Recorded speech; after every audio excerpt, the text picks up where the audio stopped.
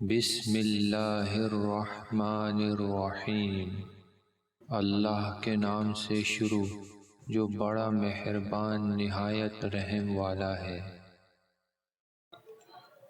حضور صلی اللہ علیہ وآلہ وسلم کا ارشاد ہے کہ ایک مرتبہ حضرت موسیٰ علیہ السلام نے اللہ تعالیٰ کی بارگاہ میں عرض کیا کہ مجھے کوئی ورد تعلیم فرما دیجئے جس سے آپ کو یاد کیا کروں اور آپ کو پکارا کروں۔ ارشاد خداوندی ہوا کہ لا الہ الا اللہ کہا کرو۔ انہوں نے عرض کیا اے پروردگار یہ تو ساری دنیا ہی کہتی ہے۔ ارشاد ہوا کہ لا الہ الا اللہ کہا کرو۔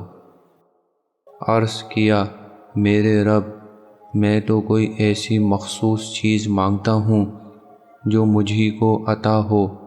ارشاد ہوا کہ اگر ساتوں آسمان اور ساتوں زمینیں ایک پلڑے میں رکھ دی جائیں اور دوسری طرف لا الہ الا اللہ کو رکھ دیا جائے تو لا الہ الا اللہ والا پلڑا جھک جائے گا۔ فائدہ: اللہ تعالیٰ کی عادت شریفہ یہی ہے کہ جو چیز جس قدر ضرورت کی ہوتی ہے اتنی ہی عام عطا کی جاتی ہے۔ ضروریات دنیاویہ ہی میں دیکھ لیا جائے کہ سانس، پانی، ہوا کیسی عام ضرورت کی چیزیں ہیں، اللہ جل شانہ نے ان کو کس قدر عام فرما رکھا ہے۔ البتہ یہ ضروری چیز ہے کہ اللہ کے ہاں وزن اخلاص کا ہے۔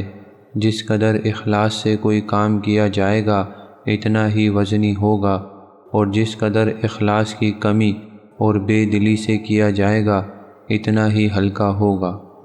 اخلاص پیدا کرنے کے لیے بھی جس قدر مفید اس کلمے کی کثرت ہے اتنی کوئی دوسری چیز نہیں کہ اس کلمے کا نام ہی دلوں کی صفائی ہے۔